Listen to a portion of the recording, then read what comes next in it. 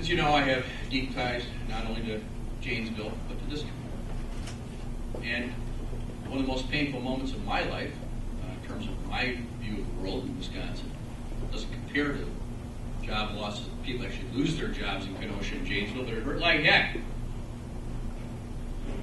to fight as hard as I know how to try to prevent this outrageous act of taking these jobs out of Janesville and Kenosha.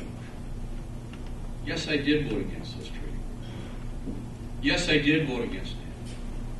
Yes, some of you perhaps said I was anti-business for doing it, but I wasn't anti-business. I was for Wisconsin. I didn't do the giveaways to China and other entities. I said we ought to protect our own. And I'll tell you, one of the worst conversations I've ever had in my life was having to talk to that czar guy for the auto industry. I was driving right outside of Kenosha, begging them to admit that the jobs could be done here, the engines could be built here. Why should it be shipped to Mexico? That wouldn't have happened. We hadn't made the mistake of doing NAFTA the way we did. But you know what? I'm not going to rely on the past. I hope people acknowledge it. But I wasn't part of that game.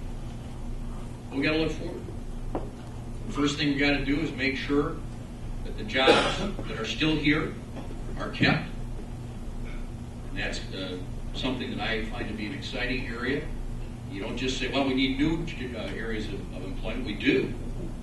That's important too, but I think you ought to also show that you're going to make sure the jobs stay here. One thing I think we can do in the middle of this period here, stimulus package I think still is providing some benefits and will continue to, but it's not enough because I don't think there was enough direct encouragement to businesses to add people. For that reason, I have endorsed, after speaking to many Wisconsin businesses, the idea of instituting now a temporary jobs tax credit. 2-year tax credit, 15% of payroll the first year, 10% of payroll the second year, and it's supposed to be a measure of the extent to which businesses increase employees, increase hours, or increase wages. Now, why do I think this will work? Well, it worked pretty well when it was attempted in the 1970s. It is a time when businesses are skittish and are worried about expanding or rehiring people.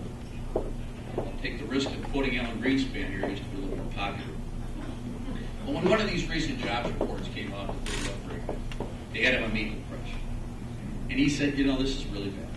He said, but the one silver lining is that he believes that many businesses actually a year ago laid off even more people than they would have on the belief that this thing might be worse than it has been.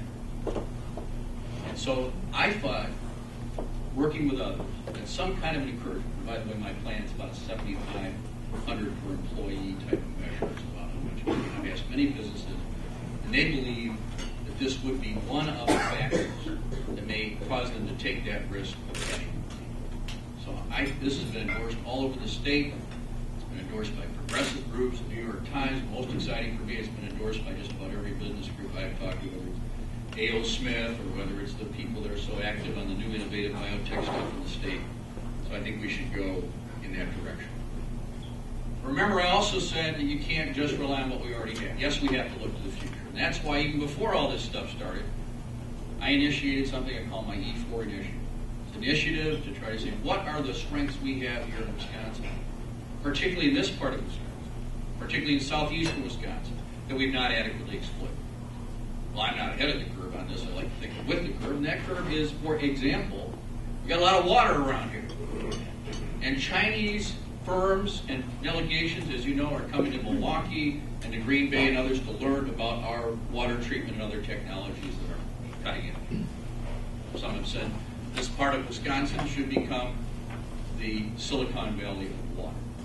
That's a very exciting initiative. And I didn't just sort of talk about it. I created this initiative.